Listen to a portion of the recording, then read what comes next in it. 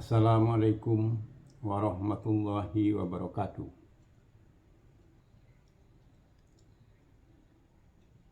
Bertemu kembali dengan saya, Ismail Kelana RS, yang menulis sejarah yang berjudul Menggali Sejarah Adat Luak Nantigo dari Kato Pusako. Sebelum saya bacakan tulisan sejarah yang saya tulis, terlebih dahulu saya ucapkan kepada para dunsana,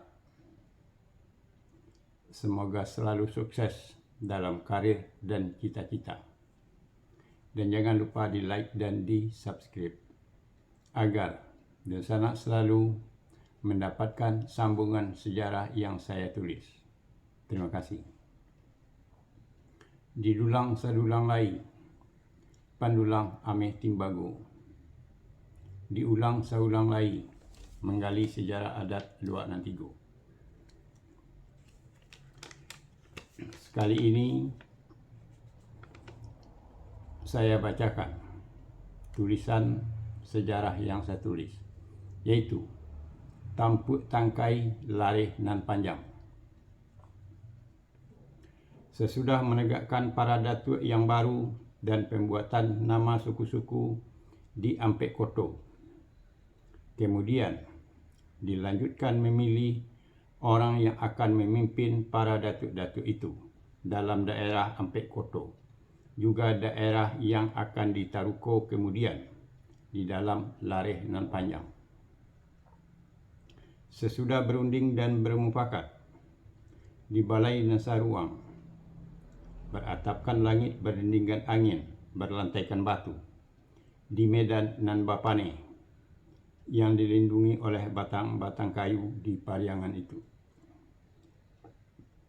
Kemudian Sultan Paduka Basa Datuk Ketumanggungan dan Jatang Sultan Balun Datuk Parapati Nasabatang atas nama Pasumayam Dusun Tuo, Pusat Pemerintahan Adat, memutuskan 1.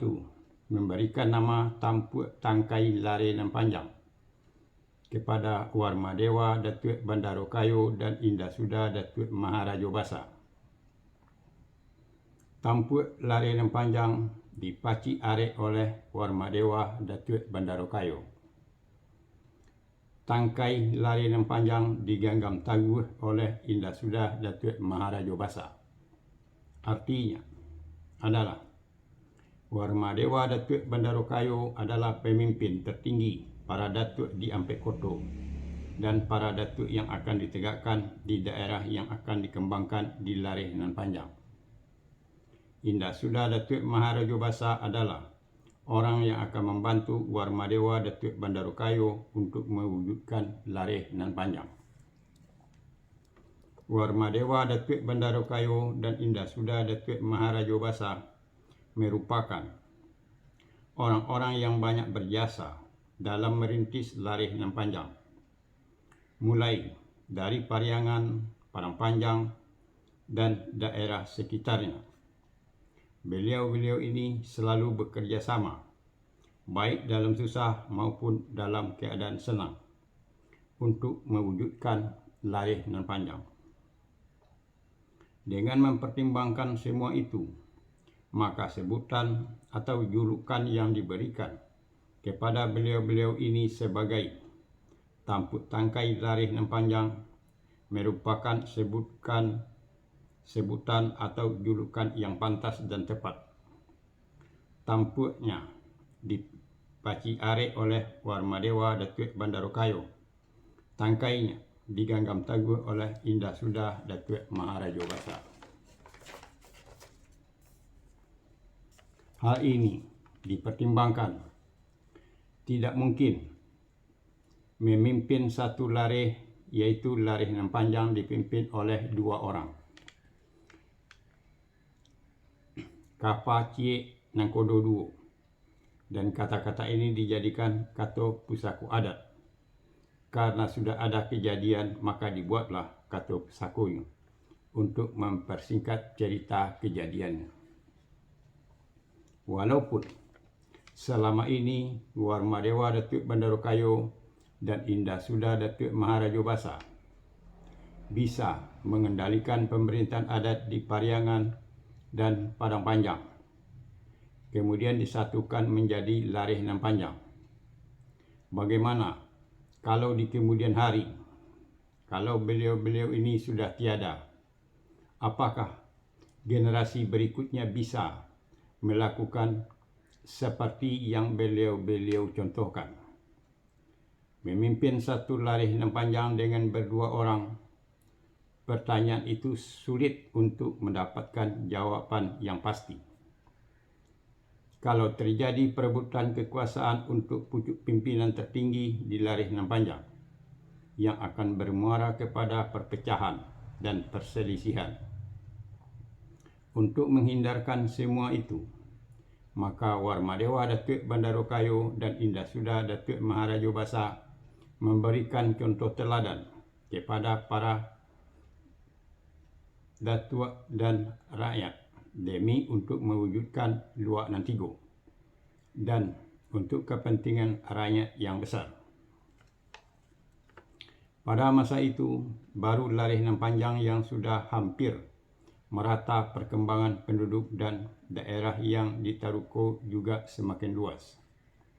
Karena memang merintisnya lebih dahulu, mulai dari masa Rajo Sri Maharaja Dirajo sampai kepada anaknya Warmadewa Datuk Bandarokayo dan Indah Sudah Datuk Maharaja Basa.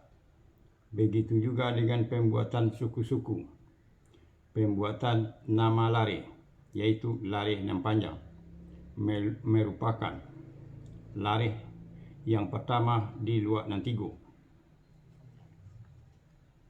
Walaupun Lareh Nan Panjang merupakan Lareh yang pertama di Luak Nan Tigo, kebijakan atau peraturan mengenai pemerintahan tetap di bawah kendali dari Pasumayam Dusun Tuo yang dipimpin oleh Sultan Paduka Basa Datuk Ketumbangungan dan Jatang Sultan Balun Datuk Parapati dan Sabatang, yang merupakan adik-adik dari Warmadewa Datuk Bandarokayo dan Indah Sudah Datuk Maharaja Basa.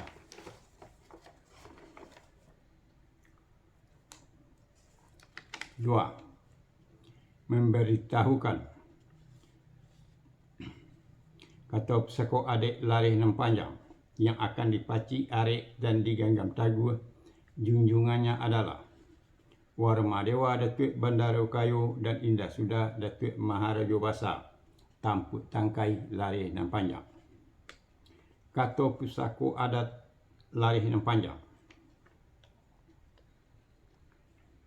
ambun satitik dari langit, bijo samiang dari bumi, tagantuang di pucuk bulik, taun jam kau rek tunggang, dibalun sabalun kuku, dikaka saleba alam, bumi jo langit dikandungnya, satitik jadikan lawi, sakapa jadikan gunung, alam takambang jadikan guru. Maksudnya, alam yang luas ini beserta isinya digunakan untuk penduduk, dan belajarlah dari alam dan isinya dengan mempelajarinya.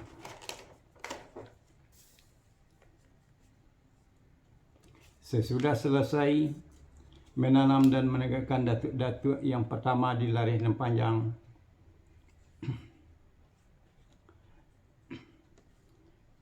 Rajo Dua Selo Sultan Paduka Basa Datuk Ketumbangungan dan Jatang Sultan Balun Datuk Parapati dan Sabatang serta rombongannya kembali ke Dusun Tuo di Luak Nan Tuo. Batu Panto, Batu Pacaturan, Batu Kaswe Bunto. Batu Panto, Batu Pecaturan, dan Batu Kaswe Bunto ini merupakan tempat berunding dan bermufakat yang dinamakan Balai dan Saruang, beratapkan langit, berdindingkan angin, berlantaikan batu di Dusun Tuo. Kemudian Rajo Dua Selo Sultan Paduka Basa Datuk Katumangungan dan Jatang Sultan Balun Datuk Parapati Nusa Batang untuk pemeliharaannya menugaskan kepada 1. Batu Panto ditugaskan kepada Datuk Intan Sampono dari suku Korong Gadang. 2. Batu Pecaturan ditugaskan kepada Datuk Rajo Bandaro dari suku Sumage. 3. Batu Kasweh Bunto ditugaskan kepada Datuk Rajo Sayyih dari suku Tujuh Rumah. Nah, itulah mengenai Lareh nan Panjang.